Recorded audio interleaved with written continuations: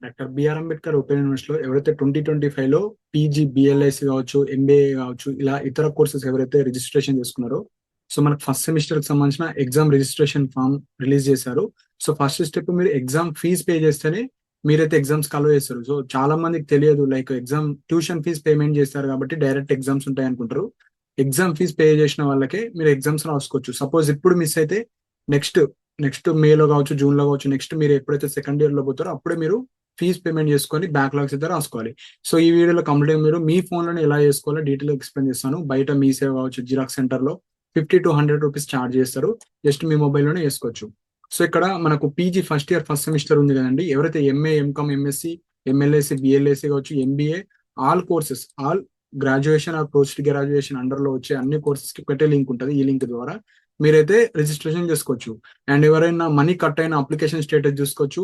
మళ్ళీ మళ్ళీ మీరు ఫీ రిసిప్ట్ డౌన్లోడ్ చేసుకోవాలంటే ఈ ఫీ రిసిప్ట్ మీద క్లిక్ చేసుకోండి ఇక్కడ. ఆర్ ఎవరైనా అప్లికేషన్ ఫర్గాట్ స్టూడెంట్స్ ఉంటారు, సో ఇక్కడ మీరు ఇది క్లిక్ చేసుకొని చేసుకోవచ్చు. సో ఇప్పుడు ఫీజు ఎలా పే చేయాలో డీటెయిల్ గా ఎక్స్ప్లెయిన్ చేస్తాను. సో ఇక్కడ ఉంది కదా, క్లిక్ హియర్. అండ్ ఈ లింక్ కూడా కింద డిస్క్రిప్షన్ లో ప్రొవైడ్ చేస్తాను. మీరు ఏదైతే వీడియో చూస్తున్నారో అక్కడ మోర్ ఆప్షన్ క్లిక్ చేస్తే మీకు ఈ లింక్ డిస్ప్లే అవుతుంది. ఆ లింక్ క్లిక్ చేసుకుంటే అయిపోతుంది. సో క్లిక్ హియర్ క్లిక్ చేసిన తర్వాత సో ఇక్కడ కొన్ని ఆప్షన్స్ చూపిస్తుంది. కొత్తగా ఎవరైతే అప్లై చేసుకుందాం అనుకుంటున్నారో అప్లై ఆన్లైన్ అని క్లిక్ చేసుకోండి.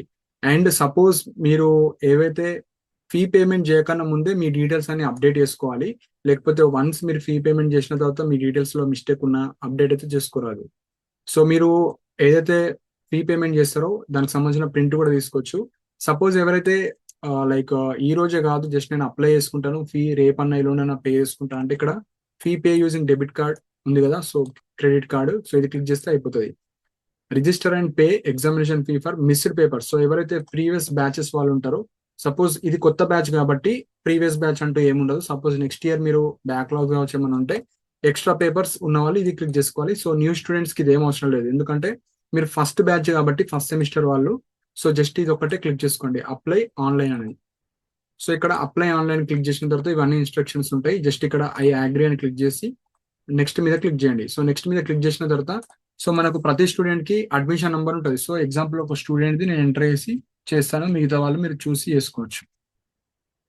సో అడ్మిషన్ నెంబర్ ఎంటర్ చేసిన తర్వాత get examination semester or year wise click చేస్తే ఇక్కడ ఈ క్యాండిడేట్ ఇయర్ అంటే 2025లో రిజిస్ట్రేషన్ చేసుకున్నారు కాబట్టి సెమిస్టర్ వస్తుంది. క్లిక్ చేసి సబ్మిట్ క్లిక్ చేసుకోండి. సబ్మిట్ క్లిక్ చేసిన తర్వాత మీ డీటెయిల్స్ అన్ని ఉంటాయి. So me details like admission number, course, student name, date of birth, father name, medium, mobile number ఇవన్నీ వస్తాయి. ఈ డీటెయిల్స్ మిస్టేక్స్ ఉన్నా నో ప్రాబ్లం. మీకు ఫైనల్ సర్టిఫికేట్ మీ 10th రెఫరెన్స్ తోనే ఇస్తారు కాబట్టి ఇందులో ఏమైనా మిస్టేక్స్ ఉన్నా నో ప్రాబ్లం.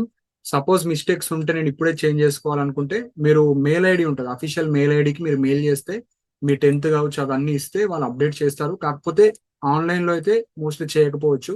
మీరు లైక్ మీ యొక్క యూనివర్సిటీకి వెళ్ళాలి, స్టడీ సెంటర్ కాదు, యూనివర్సిటీకి వెళ్తే మీ 10th original and Aadhaar card తీసుకొని వెళ్ళి అండ్ అడ్మిషన్ లెటర్ ఏవైతే అడ్మిషన్ ఉంటుందో ఐడి కార్డ్ మీద తీసుకొని వెళ్తే చేంజ్ చేస్తారు. సో ప్రజెంట్ ఏవైతే ఉన్నాయో వాటితో చేసుకోండి, నో ప్రాబ్లం. అండ్ ఇక్కడ మీకు సెమిస్టర్ 1లో ఏం పేపర్స్ ఉన్నాయి, సో ఇక్కడ పేపర్ కోడ్, సబ్జెక్ట్స్, సో ఇక్కడ థియరీయా ప్రాక్టికల్ అన్ని ఉంటాయి. సో ఇవన్నీ అప్లై అని క్లిక్ చేసుకుంటే సరిపోతుంది. సో ఏదైతే ఉందో సో ఆల్రెడీ అప్లై అని ఉంటుంది. జస్ట్ చూసుకున్న తర్వాత ఇక్కడ సబ్మిట్ కొట్టండి. సో సబ్మిట్ కొట్టిన తర్వాత మనకు పేమెంట్ ఆప్షన్ వస్తుంది. Successfully submitted application, your application number. So first step వచ్చేసి మనకు అప్లికేషన్ నంబర్ వస్తుంది. ఇట్లా అప్లికేషన్ నంబర్ వచ్చిన తర్వాత మళ్ళీ మీరు పేమెంట్ చేసుకోవచ్చు. సో ప్రీవియస్ గా నేను చెప్పాను కదా స్టార్టింగ్ లో అప్లికేషన్ నంబర్ తోని మీరు డెబిట్ కార్డ్ కావచ్చు ఎట్లా పే చేసుకోవాలో అది చెప్తాను. సో ఇది అప్లికేషన్ నెంబర్, ఈ అప్లికేషన్ తోని మీరైతే పే చేసుకోవాలి. సో ఇక్కడ టైం టేబుల్ కావచ్చు అవన్నీ వస్తాయి, ఏ రోజు ఉంటుంది ఎగ్జామ్. సో ఇది suppose political science exam. So 8th రోజు ఉంది, 9th, 10th, 11th రోజు. అండ్ మీకు టైమింగ్స్ వచ్చేసి 2 to 5 PM ఉంటుంది. సో ఇక్కడ ఎగ్జామ్ ఫీ ఉంటుంది. సో టోటల్ గా 4 పేపర్స్ కావచ్చు, ఒక్క పేపర్ కి 200 రూపీస్ ఛార్జ్ చేస్తున్నారు. సో 1 week బిఫోర్ మనకు హాల్ టికెట్స్ అయితే రిలీజ్ చేస్తారు.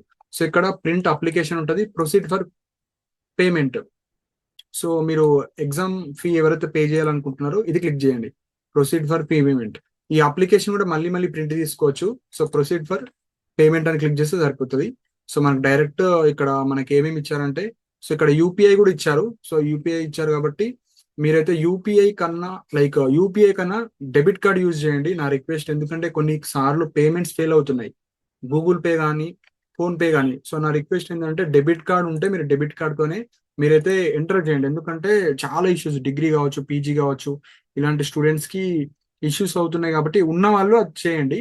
ఫోన్ పే కానీ గూగుల్ పే మీరు చేసి ఫెయిల్ అయితే మీరు మెయిల్ చేయాలి. మెయిల్ చేస్తే మీ మనీ మీకు లైక్ క్రెడిట్ అయిపోతాయి. సో ఇప్పుడు ఎగ్జాంపుల్ గా డెబిట్ కార్డ్తో చేస్తున్నాం. కార్డు ఉన్న వాళ్ళు కార్డుతో చేయండి, లేకపోతే మీకు తెలిసిన వాళ్ళు ఎవరు ఉంటే card is the better option అండి. ఎందుకంటే చాలా మటుకు ఈ ఫెయిల్ అవుతాయి.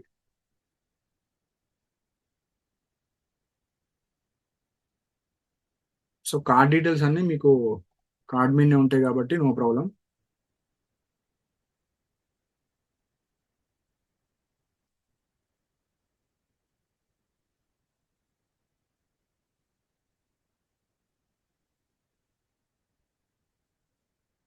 సో ఓటీపీ వస్తుంది మీకు. ఓటీపీ వచ్చిన తర్వాత పే చేసుకోండి.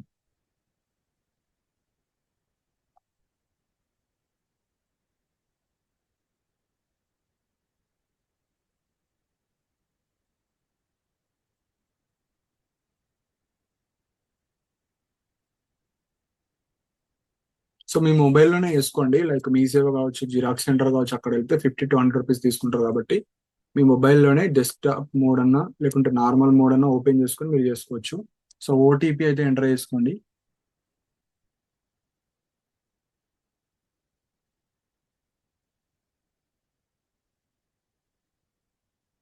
యా అయిపోయిందండి. సో ఇట్లా వస్తుంది. ఇట్లా వస్తే మీకు ఫీ పేమెంట్ డేట్ ఎప్పుడు పే చేశారు, సో ఎంత పే చేశారు, సో యువర్ ఎగ్జామ్ ఇది ఇట్లా ఒక షీట్ వస్తుంది. సో ఇట్లా వస్తే మీకు అయిపోయినట్టే. సో ఏ రోజు ఇట్లా సో డౌన్లోడ్ చేసుకోవచ్చు. మీరు డౌన్లోడ్ అనే చేసుకోవచ్చు. లేదు మళ్ళీ మాకు అప్లికేషన్ నంబర్ ఉంటుంది కదా ఇక్కడ. సో ఇక్కడ అప్లికేషన్ నంబర్ తోని మళ్ళీ ఇది డౌన్లోడ్ చేసుకోవచ్చు. సో సపోజ్ మీ దగ్గర పోయింది, పోతే మళ్ళీ మీరు స్టార్టింగ్ లో చెప్పాను కదా, సో ఎక్కడైతే ఇది ఉందో